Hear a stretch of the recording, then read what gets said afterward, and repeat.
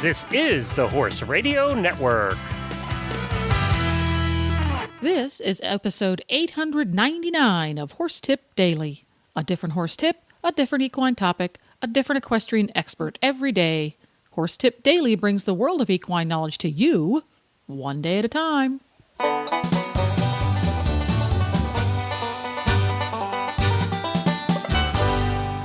Hi there, Coach Jen here, and thanks for tuning in to Horse Tip Daily. Today's tip is an excerpt from thehorse.com's weekly horse health report on the Horses in the Morning show. The horse.com digital editor Christy West and Dr. Jones join the Hit 'em crew for an informative yet entertaining chat about how vaccines work. And we'll get right to our tip after this message from Kentucky Performance Products.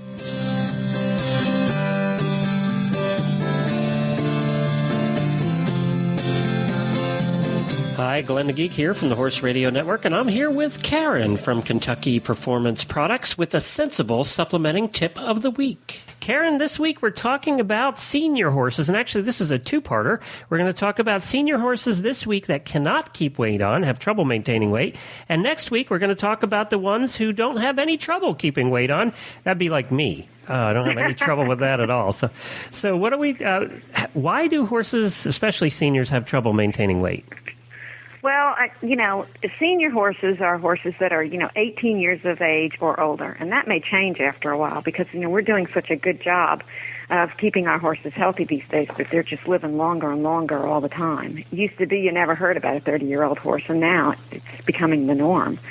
So it's really important that, we have some ways to keep these horses going and as they get older so that they don't have to just all turn into pasture ornaments. One of the big problems with an older horse that may be losing weight is they have a reduced ability to absorb nutrients from the diet. And that can be caused from, a lifetime of exposure to parasites or just any kind of damaging event to the gastrointestinal tract. And even with the stringent deworming schedules and things we have, there usually still is some damage from parasites. So that's something that may cause a horse to stop losing weight. But also sometimes they'll have less of an appetite. So you need to keep their appetite stimulated. The first thing I want to say is if you have a horse that's losing weight, the first thing you need to do is get your vet involved and get your horse completely checked out. Make sure there isn't some underlying problem for them that could be fixed medically. And also you should have a dentist come and check your horse's teeth. We talk to a lot of people on the phone, and most people are really aware of having an equine dentist routinely, but there are some people that have never thought about it. So it's important to get their teeth checked. Sometimes if you have a horse that's losing weight, it's just because they can't chew well enough, and if you get your equine dentist in and they fix those hooks and flatten out any spots where the teeth aren't coming together properly, that will solve your problem. Okay. So those are two of the main things you should look at right away, even before you start thinking about supplements. The second thing that you need to do is make sure that your horse is getting enough high-quality fiber. And again, a lot of people, don't understand that a horse needs 1.5 to 2% of their body weight a day in hay.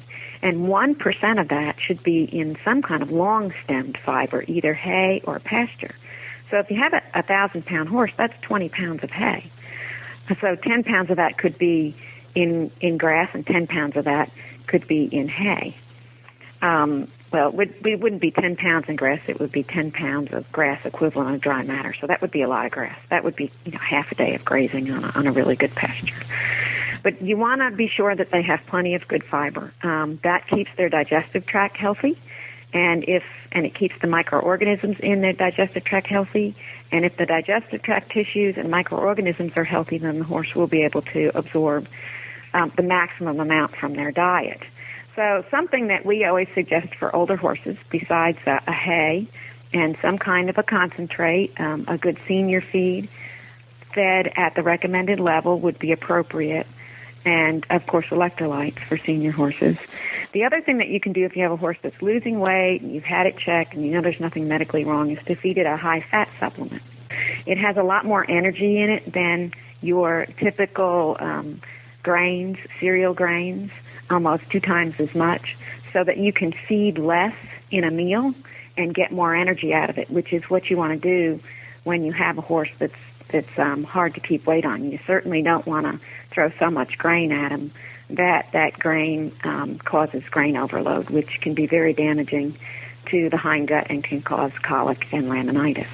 So a high-fat product will allow you to feed less so you can keep your meals smaller, and it has more calories per pound so that you can get more energy into your horse. For example, Karen, what products would we be looking at?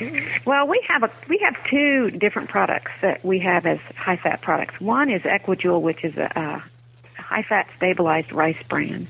And something that you want to think about when you're looking at a fat supplement is you want to turn around and look at the guaranteed analysis and see how much fat is offered in that product. The Equijewel product is 20% fat, and you have to feed 1 to 2 pounds a day is the recommended dose. It's rice bran that is balanced for calcium and phosphorus, and rice bran typically is high in phosphorus. And so you wouldn't want to feed it unless there was some kind of a calcium source added to it that balances that calcium and phosphorus ratio so that you don't have any mineral imbalances with it. So that's one that you can feed. That would be for a horse that you just, he was kind of a hard keeper. You wanted to reduce the amount of grain, and you wanted to give him just a nice fat supplement to add some extra energy. We have another product called Endure Extra. Now, this product is 50% fat. Oh, wow. And you only have to feed 8 ounces a day. So this product is for your real picky eaters, for horses that, you really need to put the weight on them. This product has a lot of energy in it. It also has some added flax, so you're getting some omega-3s in there, and it also has 1,000 IUs of natural vitamin E, which is very important for horses that are stressed because it helps the immune system. And we put some probiotics in there as well that will, again, help the digestive tract to process the feed better. So if you have a horse that you're really having a lot of trouble with, that's very skinny, or that you're working really hard, or a much older horse that's stressed due to illness, this product is a really nice product for that. So the two products with Kentucky Performance Products are Equijewel and Endure Extra. If you're looking to put weight on your seniors, they're having trouble to keeping weight on, that's one way to do it. You can find all of Kentucky Performance Products at kppusa.com, and they have an excellent article over there, too, called Choosing Supplements for Senior Horses That Have Trouble Maintaining Weight. Next week, we'll be back talking about the ones who don't have any trouble maintaining weight, and they're going into their senior years and maybe are getting a little too chunky. So we'll talk about those next week.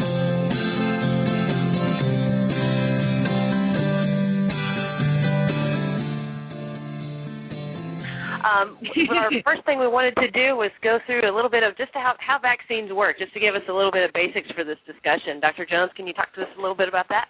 Absolutely. Without getting too technical, there's two cells, helper T cells, helper B cells, that we reactivate with the vaccine. So what that all means is they're part of the immune system of the horse's body as well as our body. And when you give a vaccine, it stimulates those cells to make antigens against or protectors against those diseases and helps the horse fend off those diseases. If that's as simple as I can make it.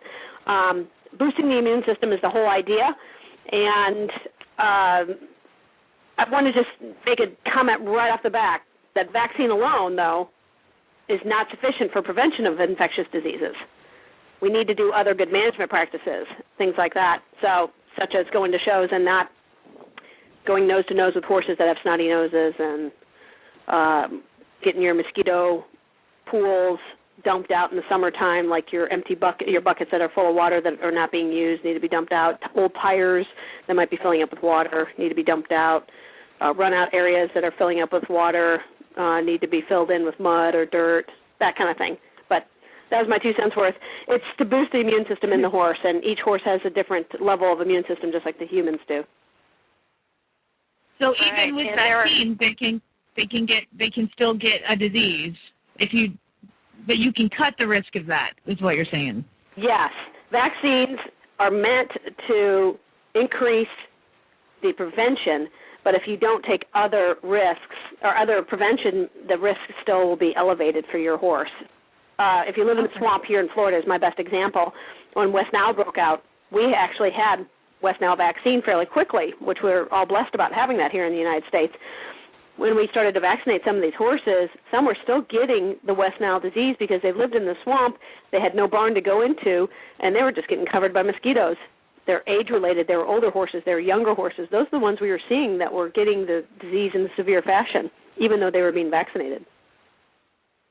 So in other words, for disease prevention, we really need to think about two different things. One is reducing the amount of challenge or exposure that your horse has to that disease by the things you're talking about, not going nose-to-nose with sick horses, reducing the mosquito pools.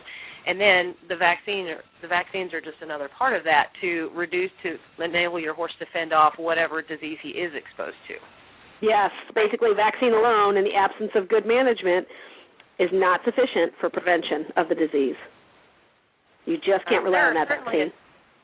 Right. And there are a ton of vaccines out there. Which ones are considered to be the ones you got to have? Which are the core vaccines? The AAEP has put out a recommendation for all veterinarians and horse owners, and you can go on the AAP.org website to see these. But the core vaccinations are the tetanus, Eastern and Western equine encephalomyelitis, West Nile virus, and rabies. Reason for that? All those can be transferred to humans, or humans not transferred to them, but humans can get them. We can get rabies from a horse. West Nile and the encephalitis diseases we cannot get from the horse, but we can get from the mosquitoes that have affected our horse. So if your horse is in your backyard, comes down with encephalitis, that means there are mosquitoes carrying that virus in your backyard. All right. And let's talk a little bit about vaccine reactions, because that's a question that we get very often. You know, does this particular vaccine cause a reaction more than another one? Does this one by this company cause it more often? What do I do if I see one? Let's talk a little bit about how common those are. Vaccine reactions have not been common lately. They are actually less common now as opposed to 20 years ago when I started. They're more common back then. There is a significant difference from horse to horse and pharmaceutical company to pharmaceutical company in the fact that one horse may react severely bad, as in swelling and fever, to a particular company's vaccine, but have no reaction to another one. Why is that? The vaccines are made with the killed virus most times, more times that than a modified live is the other type of vaccine. They're made with a killed virus, and what that virus does is it needs to be driven into the immune system by something they call an adjuvant. It's the driver that helps boost that immune system. And that adjuvant is different from company to company. That's why they're so unique when they market their vaccines. That is usually the reason the horses react. So let's go down to reactions. You'll usually see, if you're going to get a reaction at all, fever, swelling in that area, and then the worst case scenario would be an abscess in the area. Only abscesses I see lately, sorry guys, are when the owners are given the vaccine. I, in 20 years, have never seen an abscess on a horse that I vaccinated, unless they went to a different vet, but I don't think so because they're still all clients of mine from 20 years ago. But I have not seen a reaction from one that abscessed from one I gave. And I think it is where they gave it and how they gave it. So that's the difference. That's what makes the owners create abscesses, is where they gave it, like on a dirty location or in the wrong part of the muscle. What? Both. Yes. Okay. Yes. The most recent one I have, and I've actually got video of it. We're trying to get it up on our website of us lancing it so people can see what it can come to, was one given between the muscle layers of the rear end of a horse. They never got it into the muscle. So this horse never got vaccinated because it never got into the bloodstream. And I don't say you give it IV or in the bloodstream, but it has to be in the muscle that can absorb up through the bloodstream the vaccine in order to prompt the immune response. This one was given between the two muscles in what we call the fascial plane and sat in there, festered. And it took almost 6 weeks for it to come to the surface and pop out. And that horse was pretty lame and pretty ouchy. Ew.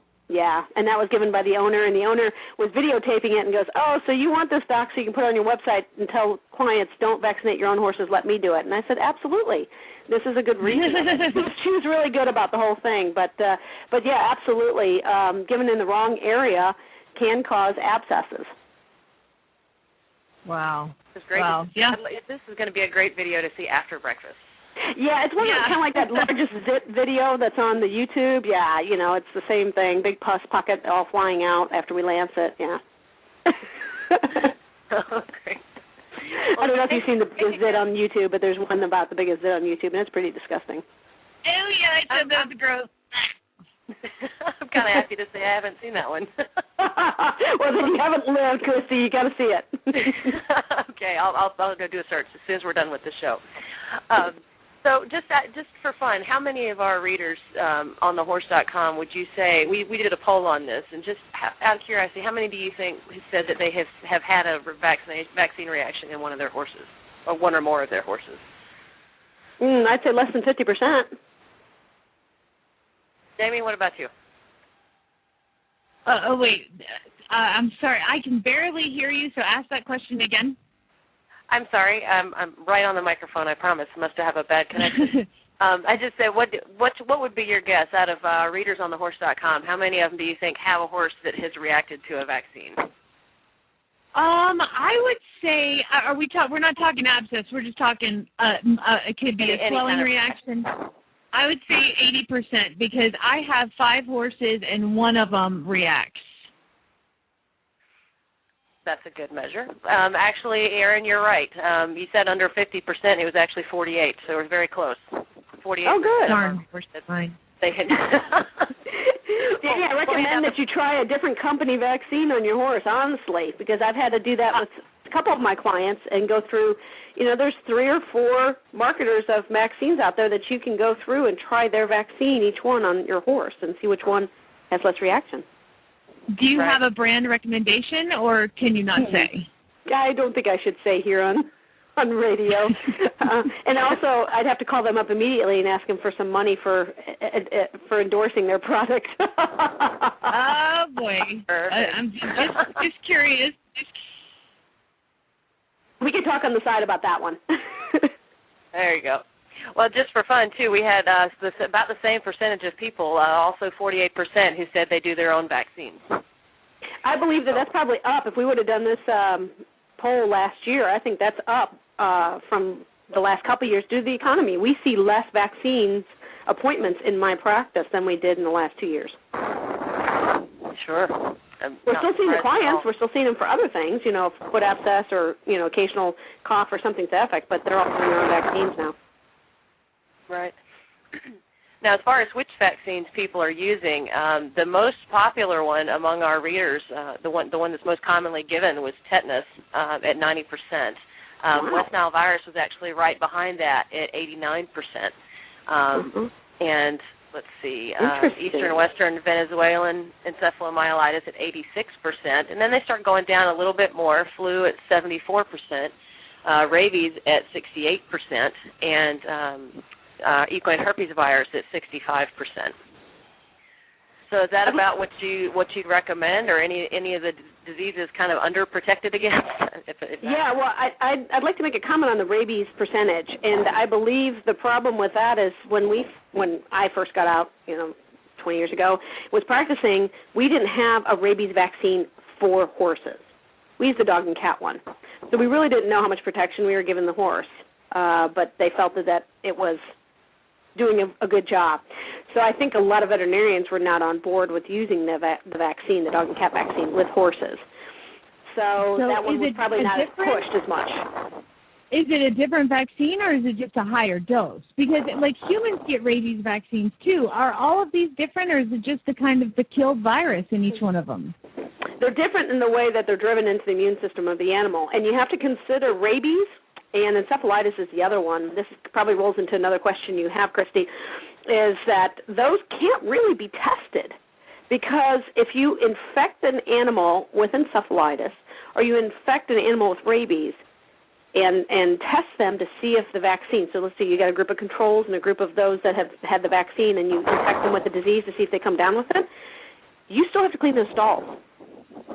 So you have people in there at a risk of getting hurt or infected or something like that, cleaning stalls on horses that have been infected with rabies and encephalitis. Those are public health concerns that don't allow us to easily track the abilities of vaccines. So it makes it harder for them to test it on live animals except for our clinical experience, what we're doing out in the field. Does that make sense? That makes sense, having personal experience with vaccine and not vaccine rabies horses. So when you give a horse a rabies vaccine, because I know here in Kentucky, rabies vaccine is sold over the counter. In Pennsylvania, where I'm from, it's not allowed. A vet has to administer the vaccine at all times. Yes. But there is available now a proper, quote, horse rabies vaccine. Yes, there is. Even though that they still sell the dog one to be given to horses. That's really not the ideal situation because it is different. Yes, and the horse vaccine is a 1 cc, 1 ml dose, and the other dogs and cats one are the 2 cc's. So they think doubling it up for the size of the animal is enough to prompt an immune response in the horse. But there's really no scientific data that says that. It's just, okay, we're just going to make an clinical extrapolation. applications, yeah. Yeah, okay, that's interesting. Okay. And most horses that get infected by rabies have never been vaccinated for rabies. Okay, because I would recommend to people from personal experience, get your horse vaccinated for rabies and do it every single year. I agree, because they don't want to have the disease, because it's a horrible disease to watch a horse have, but secondly, 9 times out of 10, those horses show up with a fever, and you're putting your hands in their mouth by giving them an antibiotic, and now you've just exposed yourself to rabies.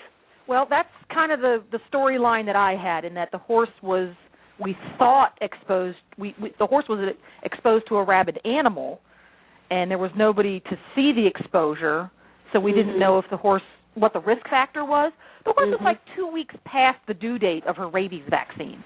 Oh, my. But by the time I found out all this information, I had been exposed to the animal, and other people in my family had been exposed to the animal, not knowing all this. So it was kind of a freaky out, sweat your palms couple of weeks. It was not worth it. Including me, by the way. I was one of those other. Oh, no. Yeah, so that's one. Put that on your Road Apple applications. You know, and put the reminder to get the rabies vaccine on there. I agree. I agree. I think we're all in agreement. All right, so I have a couple of questions. We're going to play Stump Jamie and Glenn just for a moment.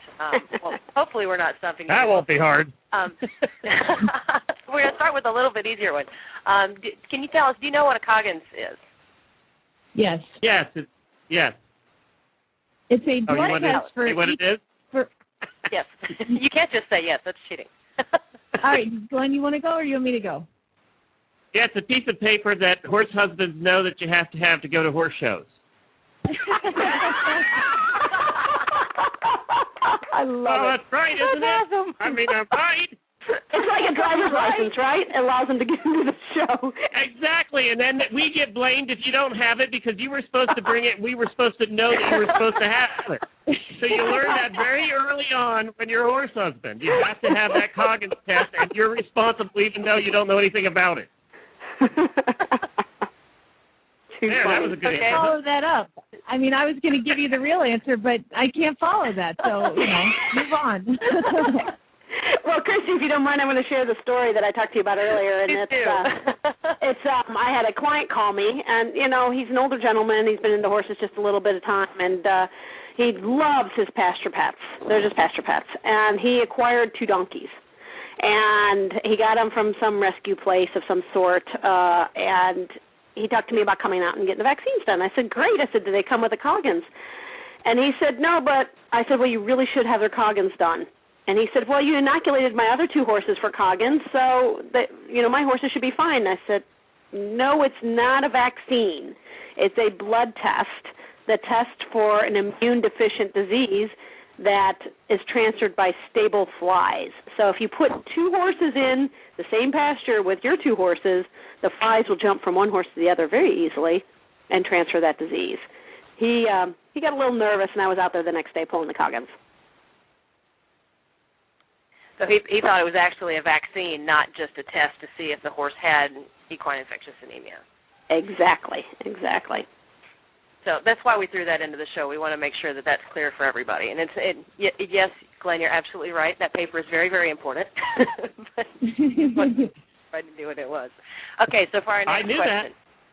that. You did. You're awesome.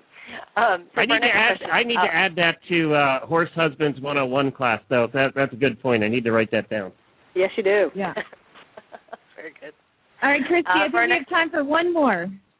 That's all I got, so we're good. What is a titer? Do you know?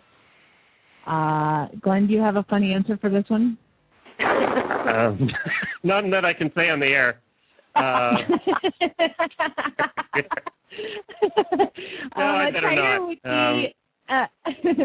titer would be like to get a titer, say, if you're trying to see.